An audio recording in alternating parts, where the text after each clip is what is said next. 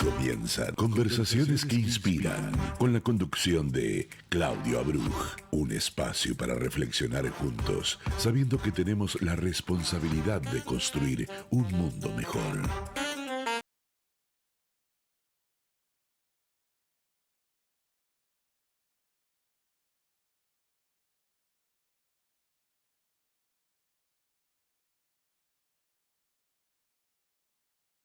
Soy Claudio Abruj y me da mucho gusto volver a estar con todos ustedes aquí en Radio High, dando inicio a una nueva entrega de Conversaciones que Inspiran. Como ustedes saben, un espacio que hemos creado y que tratamos de alimentar semana a semana para poder conversar con personalidades de nuestra vida diaria que trabajan, que aportan desde sus ideas, desde su esfuerzo, desde su imaginación, valores para que nosotros como sociedad y como comunidad estemos cada día un poquito mejor. Hoy es Pesaj, último día de Pesaj. Este programa está previamente grabado justamente por esta conmemoración y como dijimos la semana pasada, que esta festividad nos inspira a todos en el camino de los valores, valga decirlo, pero fundamentalmente de la unión, la paz y la libertad. Su historia nos conmueve, nos hace pensar y nos enriquece. Ahora, en Conversaciones que Inspiran, charlamos con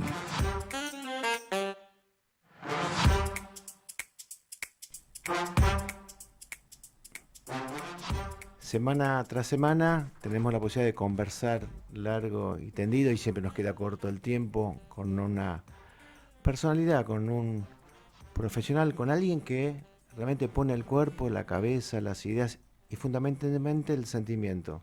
Esta es la cuarta entrega de este ciclo 2025 de Conversaciones que Inspiran y tengo el enorme placer, realmente es un placer y una deuda pendiente de poder conversar y recibir a Jonathan Karzenbaum. Él es el director ejecutivo del Museo de la Shoah, el Museo del Holocausto de Buenos Aires, el Museo de la Argentina y a mi criterio el más importante de Latinoamérica. Johnny, bienvenido, buen día, gracias por tomarte este tiempo y estar con nosotros aquí. Un placer, Claudio. Muchas gracias por la invitación y encantado de estar acá. Karzenbaum, ¿de dónde es el origen del apellido? Karzenbaum es árbol de cerezas o árbol de guindas. Mis abuelos paternos son de un pequeño shtetl llamado Sarnak, en Polonia, cerca del río Bug. Y nada, portamos este Es apellido. cierto, porque esta pregunta se la pregunté muchos años, que en paz descanse a Jorge Kirchmann, expresidente de la DAIA, y él me daba esta definición, y también el director editorialista de Clarín, y me dice que cuando le preguntaba por el origen del apellido, él me daba esta definición. Son del mismo árbol, definitivamente, de la misma zona. Sí, exactamente. Cerezas, guindas, depende de qué se esté hablando, y Kirsch seguramente son cuestiones fonéticas de la misma palabra. ¿Cuál es tu formación profesional? Bueno, yo soy politólogo de la Universidad de Buenos Aires y después me fui especializando en la educación sobre Holocausto, estudiando en Yad Vashem y haciendo cursos de posgrado ya en el tiempo más recientes sobre gestión cultural, sobre gestión de organizaciones y bueno, pero mi matriz de pensamiento es la ciencia política. De la Universidad de Buenos Aires. Sí. ¿Cuál es la diferencia entre licenciado en ciencias políticas, cientista político o politólogo? Es lo mismo, es el que estudió la ciencia política y lo usamos indistintamente. ¿Y cómo es mirado por la sociedad hoy en este contexto que la política está tan, digamos, no valorada o en muchos segmentos, digamos, minimizada o sobre todo por la juventud dejado de lado? ¿Cuál es la mirada hacia el profesional de la ciencia política? Bueno, es curioso porque yo empecé en el año 2001 en realidad, el CBC y en ese momento la política en los 90 era 2001. peronista. Claro, en 2001 hice el CBC. Yo estudiaba en la universidad, había clases sobre la Grecia clásica y las asambleas y después en el 2001 cuando explotó la situación política, las veía en las calles, las asambleas. fue realmente transformador porque fue justo empezar en la bisagra de un cambio muy fuerte que eran los 90, el bipartidismo, peronistas radicales y el sistema político, el económico también, explotó Que se vayan y que todos. se vayan todos y entonces terminé la carrera en el 2005 de cursar y ya era toda una transformación muy grande y en ese sentido cuando yo empecé no era conocido la labor del cientista político o del politólogo. Y después con los años, sobre todo en las últimas 2 décadas, sí, hay muchos politólogos, periodistas, no sé, se me viene a la cabeza Mario O'Donnell, pero hay muchos politólogos periodistas, pero también en el mundo de la investigación, en el mundo de la academia. Y es cierto que la política está en un momento de crisis, ¿no? Sobre todo la clase política argentina creo que está en un momento de crisis muy profunda y creo que también están los politólogos en la capacidad de analizar y de aportar ideas desde el lugar donde están. Hay politólogos en el Estado, hay politólogos en los medios, hay politólogos en la academia y cada uno poder Y aportar. la prensa en este momento donde la economía y el sector privado está tomando tanta preponderancia, la empresa consulta, ¿es un insumo que toma la empresa? Sí, tanto en consultoría, pero también hay politólogos desempeñándose en las propias áreas de responsabilidad social, en las áreas de consultoría, pero hoy el mundo ya no, las profesiones ya no son tan estáticas y más una que era tan amorfa como el cientista político que no había como en el abogado, en el médico, un estereotipo tan marcado de qué es lo que hace un politólogo, ¿no? Es importante hablar de esto y en este programa de conversaciones que inspiran, que la idea es abrir nuevos escenarios para los oyentes que digan, puede ser por acá mi camino o qué interesante, esto nunca lo pensé.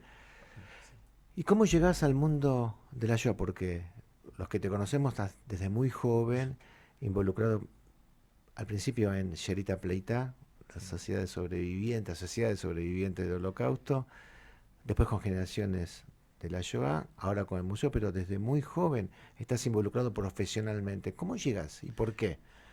Bueno, si bien yo me formé en mis primeros años profesionales en la Tnuá Israel Hatzairá, en un movimiento juvenil sionista, y luego me transformé en un educador no formal y también en un educador formal, en un capacitador.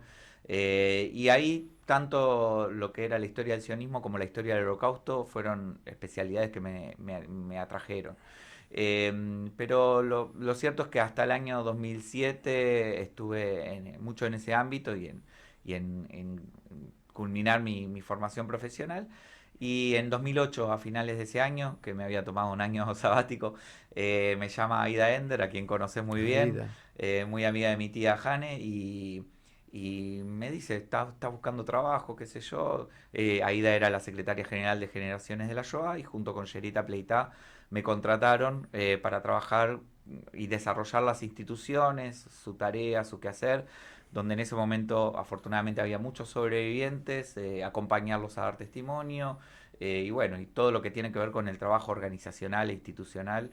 Allí estuve hasta el año 2015 y ya especializándome, como te conté antes, en Yad Vashem y formándome como educador sobre el holocausto y también en la experiencia institucional que implicaba y que implica, esto vos lo sabes muy bien porque tenés una larga trayectoria tanto en el Museo del Holocausto como en el mundo de los derechos humanos.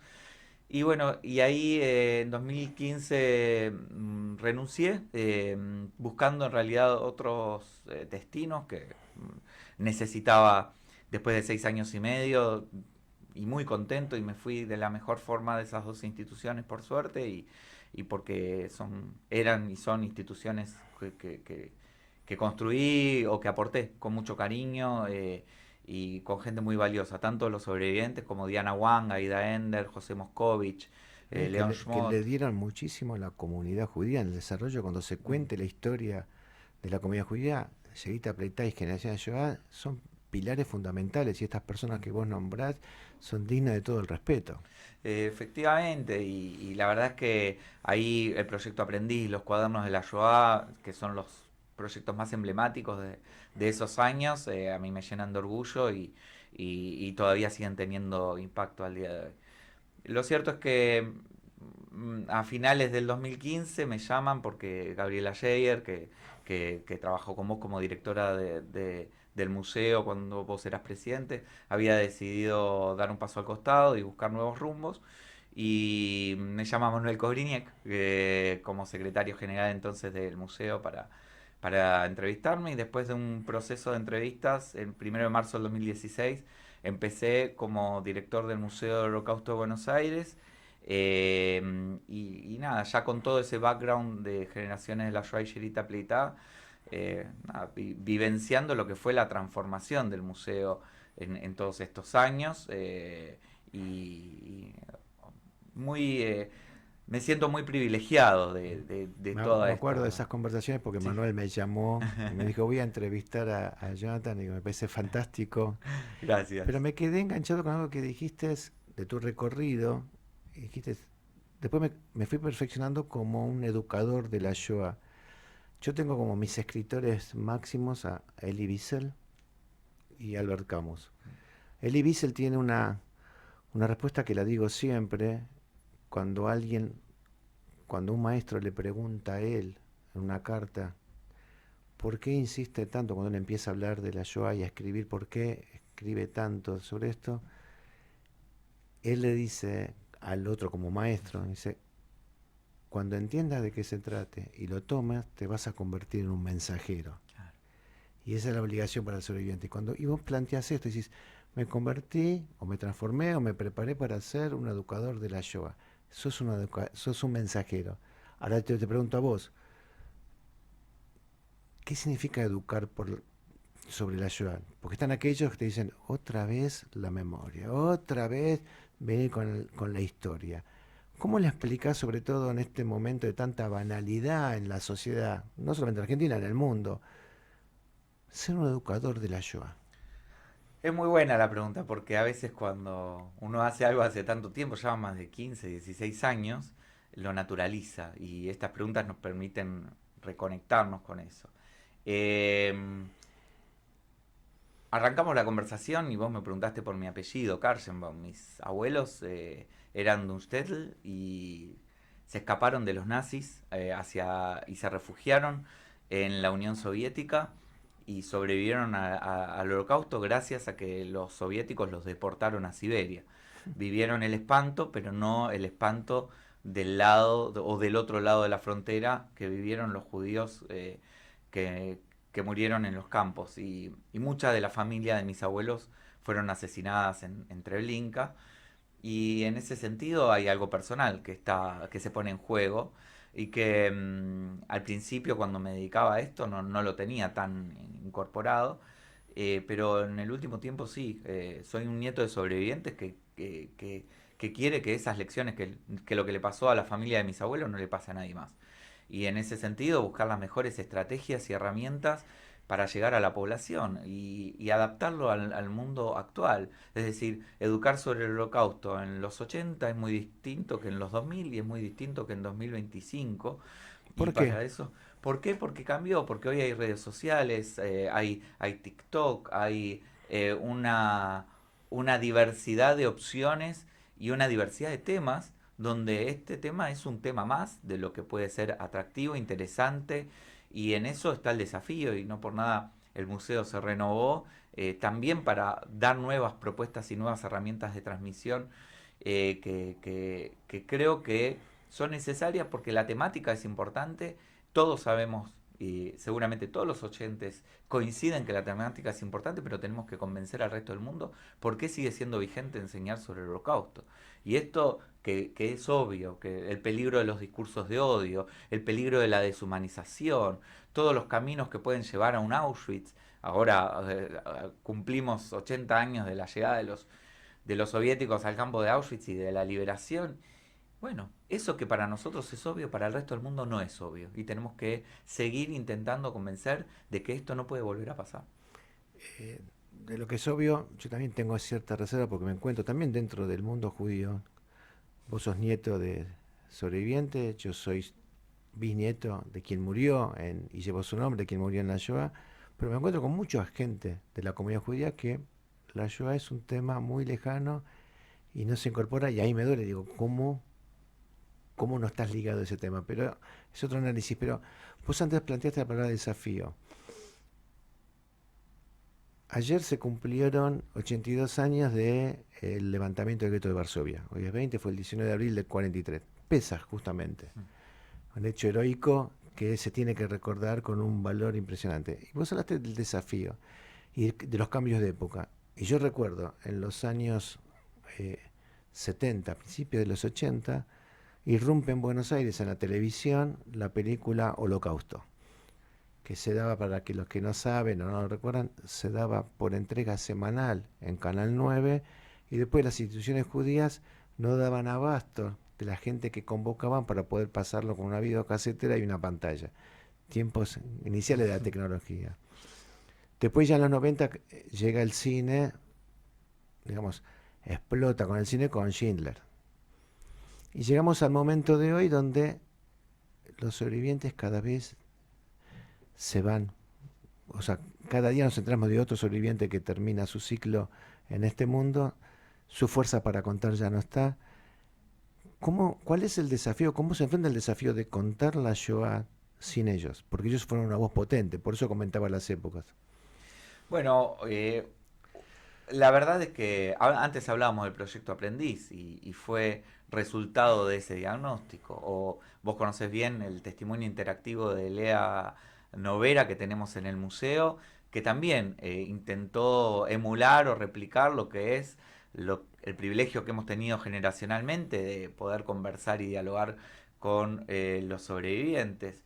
Pero la, la tarea de las instituciones como el museo, que nos dedicamos a la memoria del Holocausto, es dar una respuesta a eso.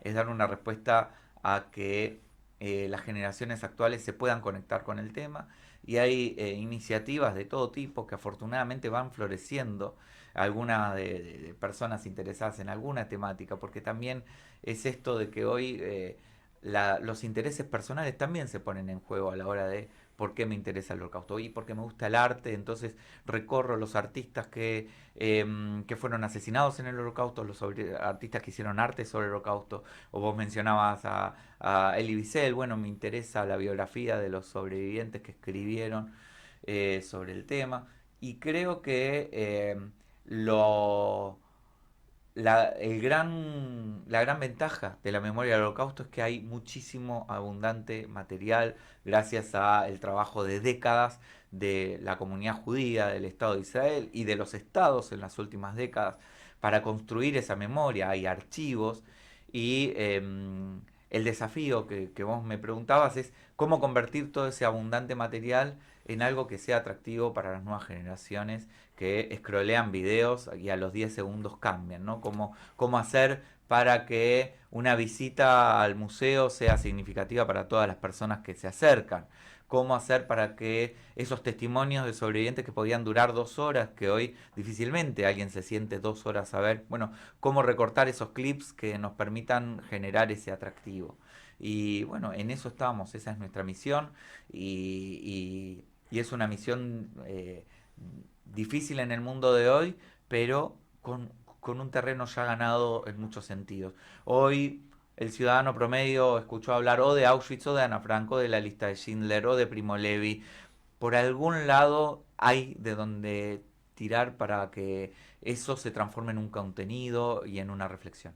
Hay un tema que también cambió con el tiempo, que es, hubo durante muchas décadas una cerrazón de la Shoah. Tiene una unicidad, esto es obvio, es único, pero solamente la Shoah no puede ser comparable con nada y no se la puede acercar a nada.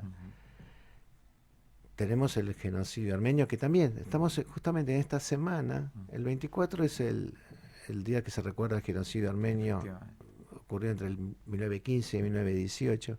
Es increíble, ¿no? Como se da como una semana de la memoria, que yo la llamo, porque con el recuerdo del levantamiento del gueto de Varsovia comienza una semana de recuerdo, de memoria, de homenaje, que incluye el 24 con el Día por la Tolerancia por el genocidio armenio. Dos hechos concadenados, similares. Fui antes de ayer a una invitación de la Embajada de Armenia, que comenzó un ciclo de cine armenio justamente por esta semana, y vi la película La Promesa, que no, yo no la había visto, que se las recomiendo a todos que la vean. No sé si vos la No, viste. todavía no la vi. Y quizás sería bueno hasta inclusive pasarla en el museo. Dale. ¿Por qué lo cuento? Porque también estuve en el museo y ustedes llevaron la muestra sobre la persecución a los testigos de Jehová.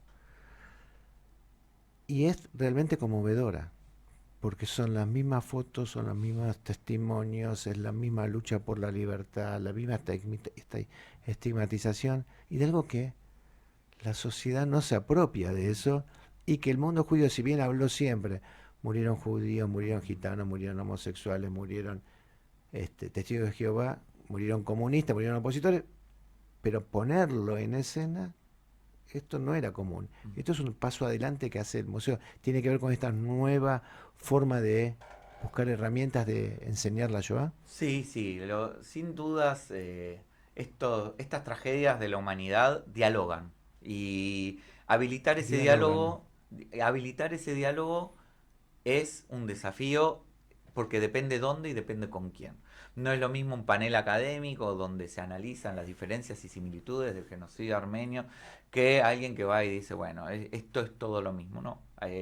Los fenómenos son particulares y poder poner en juego esas diferencias nos permiten que ese diálogo sea enriquecedor y saber que las tragedias no sucedieron a un solo pueblo o a un solo grupo humano. Y en eso está la importancia de, desde quienes construimos y aportamos a la memoria del Holocausto, también poder habilitar esos espacios de diálogo, como fue la muestra de los testigos de Jehová, o como es paneles que hemos hecho sobre el genocidio armenio, o sobre la persecución de otros grupos homosexuales, discapacitados, como cada grupo tuvo un distinto matiz. Digo, no hubo un genocidio de los testigos de Jehová, pero sí fueron aprisionados, fueron torturados, fueron maltratados. En el caso de los gitanos, por ejemplo, sí hubo un genocidio. Y bueno, ¿qué Totalmente. particularidades tuvo? ¿Qué hubo en el genocidio armenio que podemos poner en juego con lo que fue el Holocausto, la Shoah, y con otros crímenes de lesa humanidad, como ha sido la dictadura militar argentina? A vos te ha tocado ser secretario de Derechos Humanos aquí, y cómo... pero siempre hay que tener una posibilidad de ver cómo se habilita ese diálogo, en qué condiciones, para evitar la banalización de los fenómenos que estemos hablando, para evitar que decir, bueno, la ESMA es lo mismo que Auschwitz. No, tuvieron sus particularidades, tuvieron sus diferencias, tuvieron sus procesos históricos, y creo que en poner en juego esas diferencias es donde ese diálogo se enriquece y donde nuestra sociedad puede aprender de estos distintos fenómenos.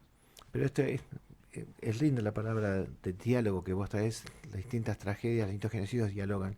Pero bueno, eso tiene que ver con una madurez de la sociedad, obviamente, de las instituciones, del Museo del Holocausto mismo, del legado de los sobrevivientes, ¿no? De esta cerrazón que yo hablaba, esta apertura.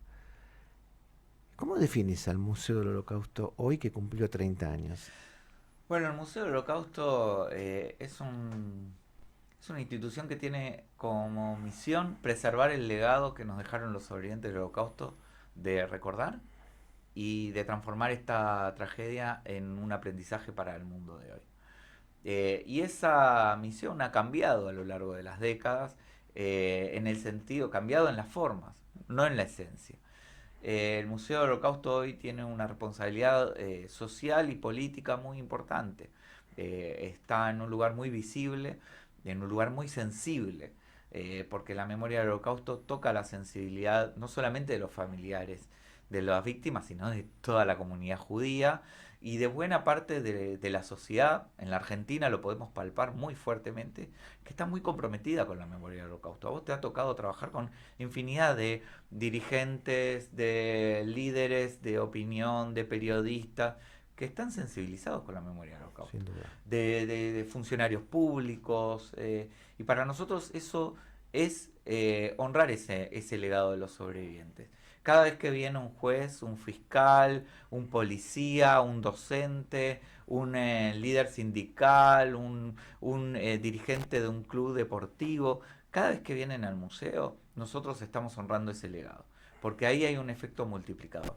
Obviamente que nuestro público más masivo son los alumnos de escuelas medias, porque están en la edad justa donde poder asimilar de la mejor forma este contenido. Pero nuestra idea es que este impacto, esta memoria de la Shoah sirva para construir una sociedad mejor.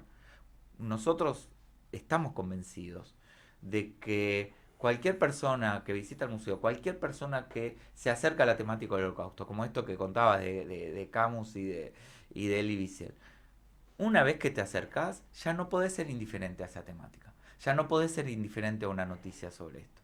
Porque sabés que te deja advertencias sobre el propio comportamiento humano. Sobre que no solamente podemos ser víctimas, sino que podemos ser testigos indiferentes de la deshumanización. Y además, y esto es una de las lecciones más fuertes del Holocausto, podemos ser perpetradores. Podemos caer en ese lugar de hacer daño a otro ser humano. Y no estamos exentos, ni siquiera los que estamos comprometidos y sensibilizados estamos exentos de eso. Esa advertencia es de lo más fuerte que nos dejó el Holocausto y de lo que más tenemos que hacer conciencia, especialmente a quienes desempeñan funciones públicas, políticas, mediáticas, pero también a toda la sociedad. Hay un trabajo continuo, porque esto no se puede detener, y hay un compromiso continuo, porque donde uno se detiene está este riesgo latente. ¿Coincidís conmigo? Te digo, hay una actitud del Estado, de la Argentina, de la democracia, de apoyo, de una conciencia, hay un compromiso real frente a esta problemática, más allá de lo que sabemos que el antisemitismo existe, que ha crecido, que a partir del 7 de octubre se ha puesto más de manifiesto. Pero cuando yo discuto mucho con gente, digo, pero el Estado argentino con sus luces y sombras es garante de la lucha contra el antisemitismo. ¿Vos creés en esto? Sí, ¿El museo Claudio, es una muestra de esto? recuerdo que alguna vez lo hemos charlado en privado y afortunadamente es así. Marcelo Mindlin, cuando inauguró el nuevo museo en diciembre del 2019, vos recordarás, había representantes de todas las fuerzas políticas, fotos que hoy tal vez no sé si son posibles, pero que... Es que la temática lo permite. Sí, exacto, exacto. Y eso quería destacar. Marcelo dijo, desde la recuperación de la democracia, todos los gobiernos de todos los colores políticos que ha habido en la Argentina han hecho un aporte, un compromiso, un valor agregado a la memoria del Holocausto y recorrió distintos episodios de distintos gobiernos y en eso nos tenemos que sentir orgullosos porque podemos hablar de una política de Estado en la Argentina, que es el compromiso con la memoria de la Shoah, que ha sido creciente y que cada gobierno le ha puesto su matiz, pero que no solamente ha comprometido a los poderes ejecutivos y legislativos, sino también actualmente al Poder Judicial. Hace pocas semanas se firmó un convenio con la Corte Suprema. Entonces, el Estado argentino, vos te acordás, la ley antidiscriminación es del año 88. ¿Tiene que ver con la memoria de los Shoah? No, pero sí tiene que ver con un compromiso del Estado argentino en la lucha contra el antisemitismo, pero también en la concientización de los riesgos que este fenómeno comporta. Y desde ese lugar creo que nos tenemos que sentir orgullosos de pertenecer a una sociedad y a un Estado que ha acompañado, vos dijiste, con luces y sombras, hemos tenido atentados terroristas, hemos tenido episodios lamentables, pero sentir que esto va increyendo nos va dejando siempre cada vez más tranquilo de que no depende de una organización o de una sociedad o de un grupo, sino que hay un compromiso creciente de la sociedad y del Estado en que esta memoria sea honrada y que esta memoria contribuye a la educación de nuestra sociedad. No, es interesante esto hablarlo y haciendo memoria, porque los actos de gobierno no son banales, tienen importancia. La sede del Museo del Holocausto fue donada en el gobierno de Menem. Uh-huh. La incorporación de Argentina a la Alianza Internacional de la Lucha contra el Holocausto, el recuerdo del Holocausto, la Task Force, fue iniciada por De la Rúa. Todos los presidentes han estado en los actos de Yom HaShoah. La resolución 60/7, que reconoce el 27 de enero como Día del Holocausto, quien iba a ser el relator oficial, iba a hacer la ponencia, era el canciller Bielsa del presidente Kirchner, que no pudo llegar porque el avión, la tormenta de nieve lo permitió, pero fue el gobierno argentino junto con Israel quienes lideraron la lucha para que esa ley, que es esa resolución Ujú. que fue votada por unanimidad exista. El gobierno de Macri absolutamente también. O sea, esto entonces yo creo que los actos no son banales, los actos tienen mucha significación, después están las luces y sombras, pero en esta lucha, y eso es lo que la comunidad tiene que reconocer permanentemente y tiene que seguir exigiéndole a los gobiernos su trabajo, su tarea. Sí, esto es el resultado. Vos hablabas de Yerita Playtime, surgida a fines de los 50 como una asociación de sobrevivientes del Holocausto. De la DAIA, vos fuiste director de la DAIA y un protagonista de muchos años en tus distintos roles. Y sos testigo también de cómo este increyendo no es el resultado de compromisos individuales y personales. Hay un trabajo institucional, primero de la comunidad judía y después un acompañamiento del Estado, revalidando esa memoria y que hemos ido logrando esto, que hay que cuidarlo, no hay que darlo por garantizado. Que hoy sea así no quiere decir que mañana pueda ser de otra manera. Y en ese sentido el compromiso no es solamente de la comunidad judía, es de la sociedad toda, de que aquí tenemos un valor muy importante. La Argentina el año que viene va a hospedar Eso quería decir, te va a hospedar a la Task Force y también es un compromiso que asumió el presidente Milei, continuando con esta cadena de compromisos.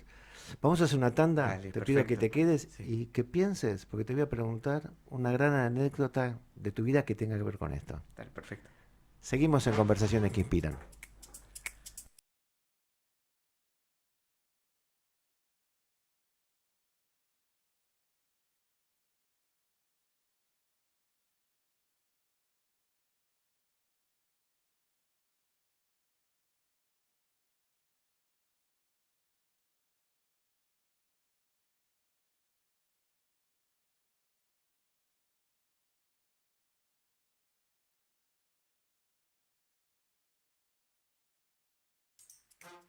Transmite LRL 331 para su canal de frecuencia 242.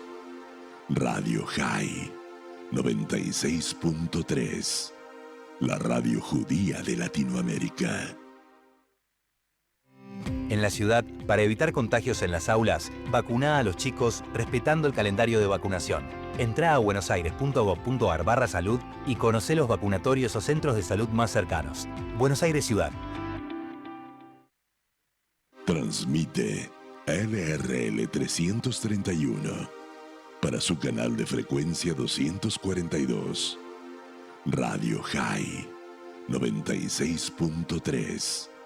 La radio judía de Latinoamérica. Estás escuchando Conversaciones que Inspiran con la conducción de Claudio Bruj por FM High 90.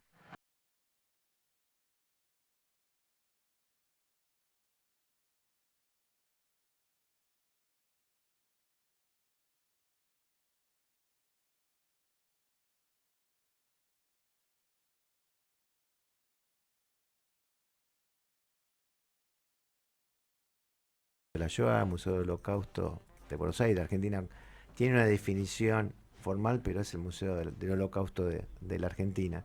Que también esa es una, una pelea ganada, ¿no?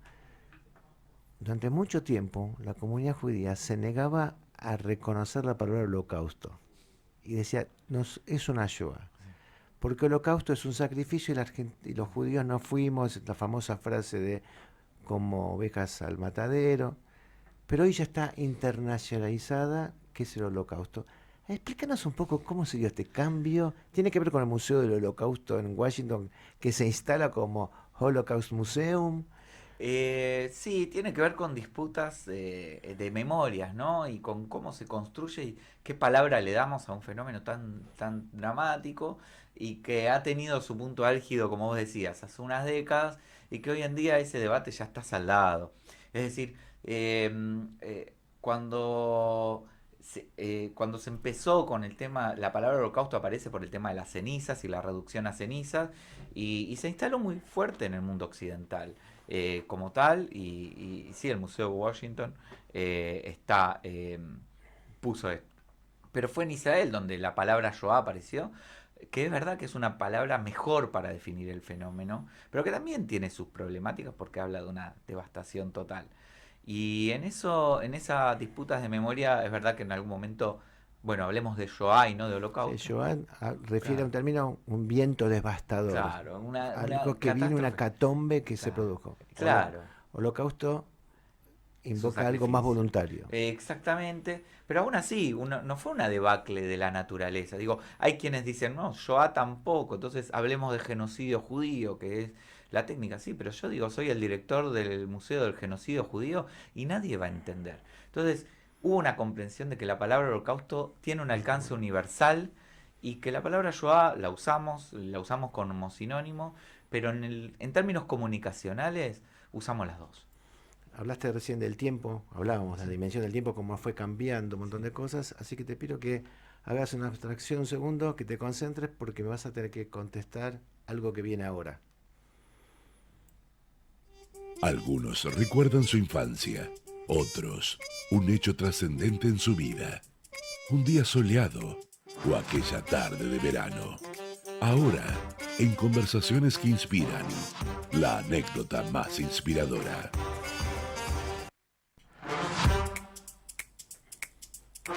Difícil, ¿no? La más inspirada, porque debe haber Sí. muchas en tu vida, obviamente la personal y la institucional. Trabajar con sobrevivientes y con un mundo internacional debe haber muchas anécdotas importantes. Sí, yo te diría una, no sé si es inspiradora, pero que fue una toma de conciencia. Cuando empecé como director de generaciones de la Shoah Sherita Pleitá, eh, a las 2 semanas, era fin de año, 2010, 2008, y hicieron un evento social con los sobrevivientes y con todo el grupito. Y yo estaba empezando ahí y sabía que eran instituciones de sobrevivientes. ¿Vos tenías que edad? Yo tenía una cuenta rápida, 26, 27 años. Y estábamos ahí y yo ya sabía de qué se trataban las instituciones. Y ya había hecho clases sobre holocausto, había tomado cursos, ya tenía alguna formación previa. Pero de repente está la comida ahí y Lea Novera estira la mano y le veo el número. Y me acuerdo que fue como un cachetazo de realidad. De esto es. Aquí estás. De esto se trata. Eh, Porque hablar de sobrevivientes del holocausto, ver el número me remitió a la verdad a la que me estaba empezando a comprometer. Y creo que esa imagen la tengo vívida, porque además después con Lea tuve la suerte de seguir trabajando muchos años hasta el día de hoy. Afortunadamente la tenemos y nada, podría haber sido cualquier otra persona.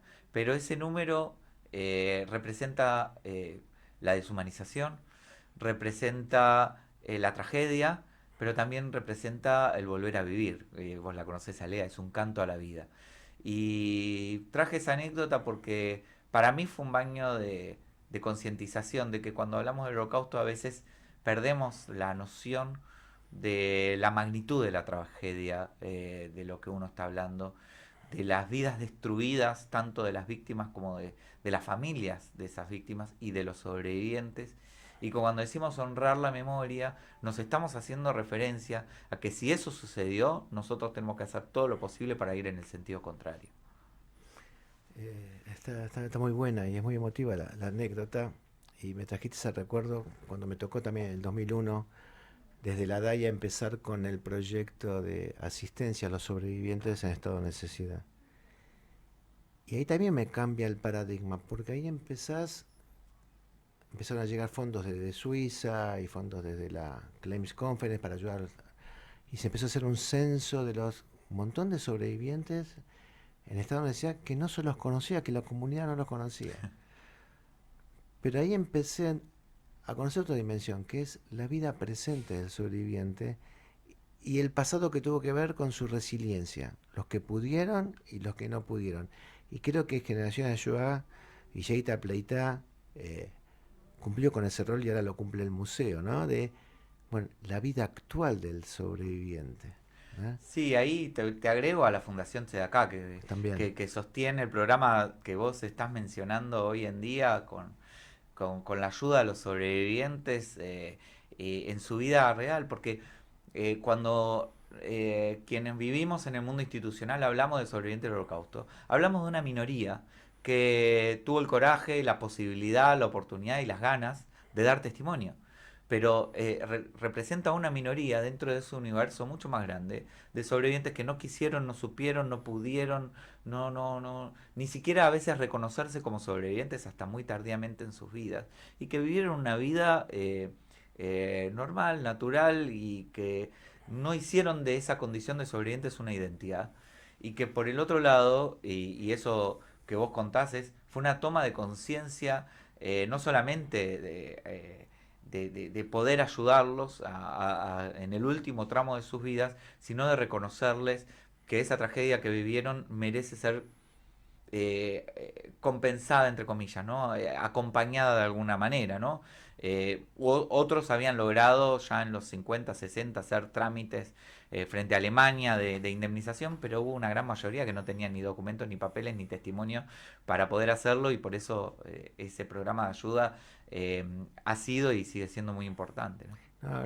Esto tiene que ver también este trabajo de los sobrevivientes para compartir con la audiencia, ¿no? Vos antes hablaste del trabajo institucional comunitario, que eso caracteriza al pueblo judío. Sí. La memoria de la Shoah, cómo se fue construyendo. Yom HaShoah, como lo conocemos, día del heroísmo y la resistencia del Holocausto, es el 19 de abril. Esa fecha la instaura en soledad Israel con las comunidades judías en el 51. Sí. Dice, hay que tener un día, 51, 6 años después de terminar la guerra, tenemos que tener un día. Y recién en el 2005, el mundo entiende que tiene que haber una fecha. Ahora se llega a esa fecha, que es el 27 de enero, por un trabajo del pueblo judío en soledad, Claro. creando conciencia. Ahora, imaginemos el trabajo que implica conseguir continuando con el Museo del Holocausto y otras instituciones del Holocausto.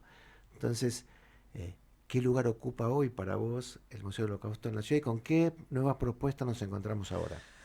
Bueno, está muy bueno lo que decís, porque es verdad que si la memoria del Holocausto llegó a donde hoy es por el trabajo de muchas instituciones, personas, grupos, estados, que fueron agregando en esto con lo que fue la magnitud de la tragedia. No nos olvidemos que la Shoah ocurrió en el corazón del mundo occidental, a la luz del día, y que eso implicó un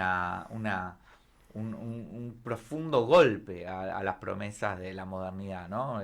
La educación, la democracia, todo iba a llevarnos a un mundo mejor y la educación y la tecnología fueron usadas para construir Auschwitz y la industrialización de la muerte y el nazismo surge en una democracia en crisis, pero era una democracia al fin y terminó siendo una dictadura totalitaria. Entonces, desde ese lugar, y ahora terminando Pesaj, creo que la comunidad judía tuvo esa cuestión resiliente de transformar esa tragedia también en relatos, no en un relato, en muchos relatos. Un capítulo es el de Israel estableciendo Yom HaShoah, que celebraremos en esta semana que está comenzando. Y otro es la posibilidad de ir agregando relatos como en Pesaj, ¿no? Cada generación va a tener su relato. Y en este momento, en 2025, lo que el Museo del Holocausto propone es tratar de aprender para el día de hoy. Es decir, el antisemitismo, el bullying, la deshumanización que están a la orden del día, cómo hacemos los discursos de odio, cómo hacemos para que esos fenómenos entren en las nuevas generaciones desde un lugar de aprendizaje. Como dice Elie Wiesel, ya que lo trajimos tanto, el Holocausto no empezó con los campos de exterminio, empezó con palabras de odio. Unas palabras de odio que se transformaron en discurso político, que se transformaron en políticas públicas y que terminaron en un genocidio. Como yo digo siempre, en el año 33 no hubo Auschwitz. Auschwitz empezó en el 42, Birkenau, como campo de exterminio. Bueno, ¿qué pasó en esos años? Bueno, nosotros tenemos que impedir el 33, porque impedir el 42 ya es tarde. Es fantástico. Vamos a acordarnos un poco de la temática tan pesada, tan dura como es la Shoah, y te voy a proponer un juego. Dale. Lo bueno, si breve, 2 veces bueno. Ahora en Conversaciones que Inspiran, el ping-pong de preguntas y respuestas.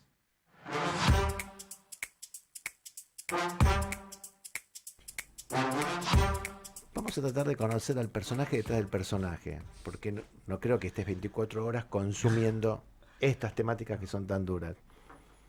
Venís de una familia judía. ¿Tu comida?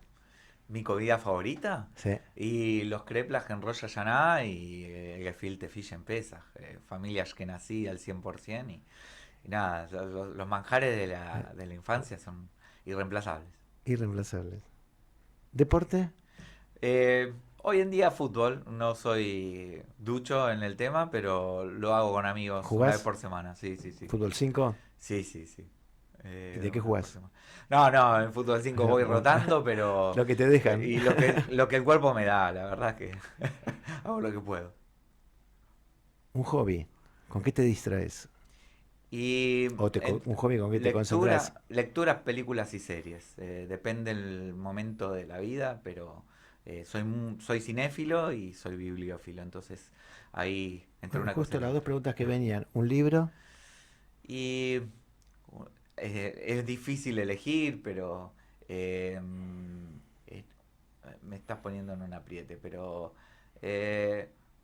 acabo de terminar el de Gabriel Rolón sobre la felicidad y me parece que es muy, muy lindo. Tiene una mirada muy psicoanalítica, pero me gustó mucho. ¿Un escritor?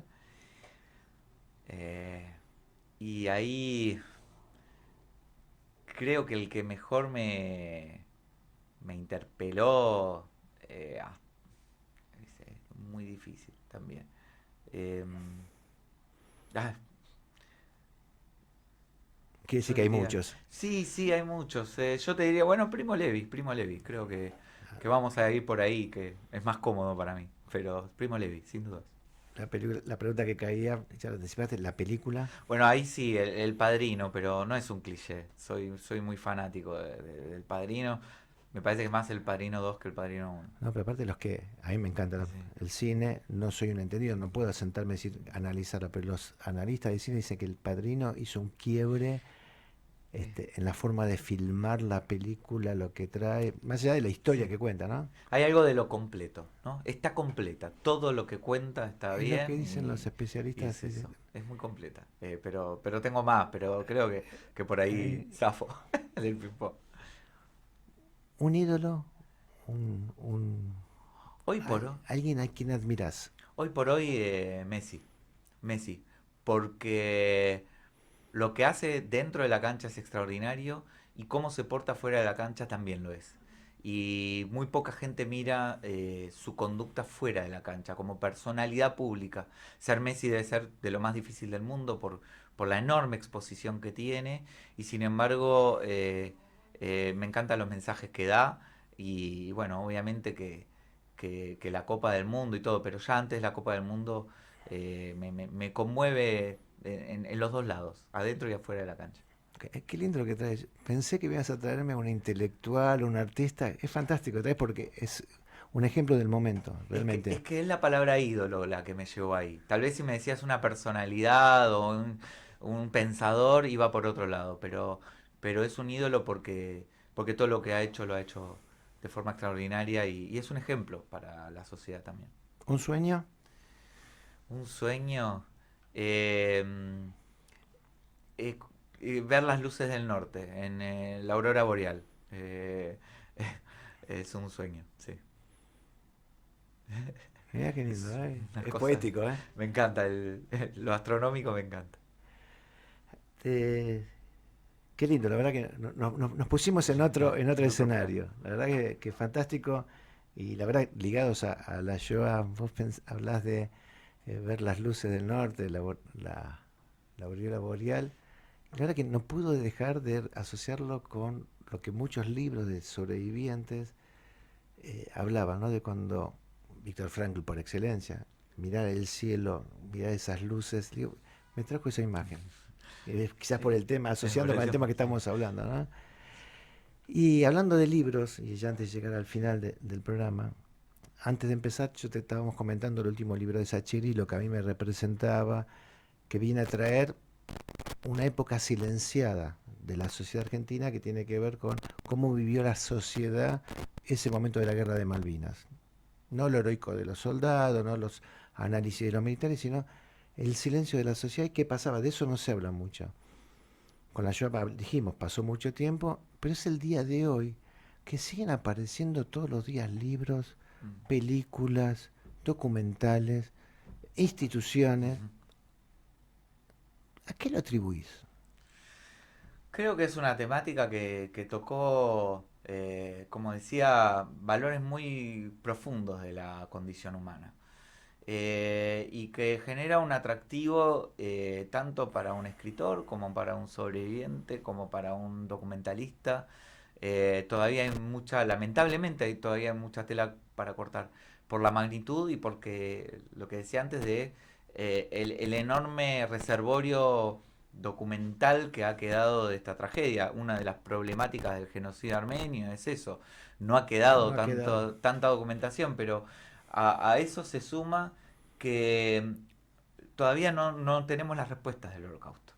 Y esas preguntas vigentes hacen que, como vos decís, haya películas, haya libros, haya documentales, haya proyectos, iniciativas que tocan esta temática más de cerca, más de lejos, y que creo Como que definen los intelectuales, ¿no? Es inabordable e inacabable. sí, y a la vez tenemos que poder entenderlo, ¿no? Hay un desafío a Elie Wiesel de decir, no, los que estuvieron allí no pueden salir, los que no estuvieron allí no pueden entrar, pero queremos mirar, o sea, queremos acercarnos. El tiempo ya nos Sí. termina. Te quiero agradecer nuevamente tu presencia, tu disposición, tu diálogo. Y la última pregunta, la pregunta final es, ¿con qué nos encontramos brevemente? ¿Con qué nos encontraremos esta semana en el Museo de los Shoah? Y que hagas una invitación a la gente.